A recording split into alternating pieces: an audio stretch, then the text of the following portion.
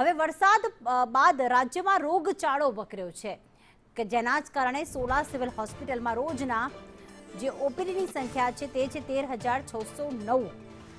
1,253 દર્દીઓ એડમિટ કરવાની પણ ફરજ પડી કારણ કે તેમની એટલી ગંભીર હાલત હતી. બાળકોની ઓપીડી પણ 100થી વધુ નોંધાઈ છે, જેમાં 64 બાળ દર્દીઓને એડમિટ કરવા પડ્યા. ડેન્ગ્યુના 323 શંકાસ્પદ દર્દી નોંધાયા છે, જ્યારે 33 પોઝિટિવ દર્દીને એડમિટ કરવામાં આવ્યા. મેલેરિયાના 910 શંકાસ્પદ કેસ નોંધાયા, જેમાં મેલેરિયાના 12 દર્દીને પોઝિટિવ આવતા એડમિટ કરવા પડ્યા.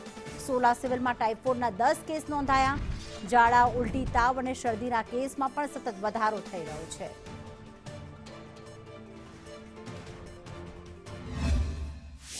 GMRS medical college civil hospital સોલાના આંકડાની વાત કરું તો ઓપીડીમાં લગભગ 13,609 ગયા અઠવાડિયામાં અમારી ઓપીડીમાં નોંધાયેલા. તો દાખલ દર્દીઓ 1253 દર્દી નોંધાયા.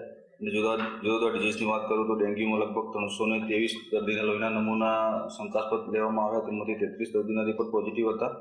તથા મેલેરિયાના 910 લોહીના નમૂના તપાસ માટે લેવામાં આવેલા, તેમાંથી 12 દર્દીના રિપોર્ટ પોઝિટિવ હતા.